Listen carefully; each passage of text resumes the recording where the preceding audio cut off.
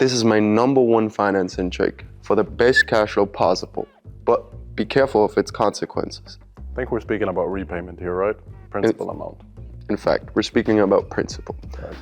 In financing, we have our so-called beloved term of the annuity, right? Mm-hmm. The name implies Latin annum, right? So yearly, our yearly costs at a bank. Mm-hmm. Now these costs consist of two parameters, Right. our interest rate Right. and our principal.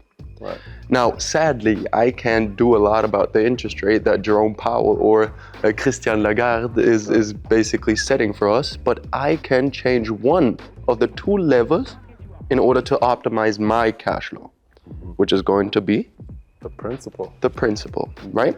So if I lower my repayment, Germans like to call it Tilgung, I now decrease my annuity and hence pay back less to the bank, which means my cash flow is optimized.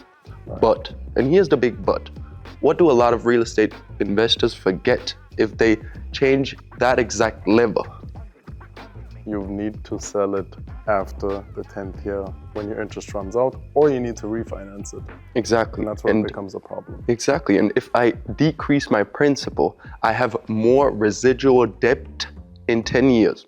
Right. So it's basically the decision of optimizing cash flow now, money today worth more than in 10 years, or following a strategy in which I need to repay more simply because I'm not comfortable with the residual debt. I actually have one strategy on how to get the best of both worlds. Really? Obviously, I'm an investor. I don't want large monthly burdens. I want to be cash flow positive. I want to generate income.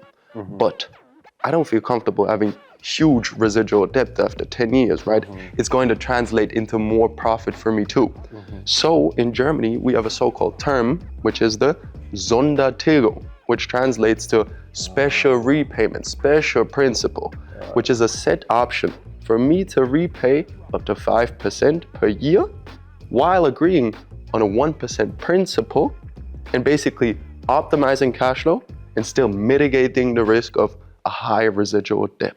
Click on the link in the bio and find out how you can save over 55,000 euros in taxes as an expat in Germany investing into real estate.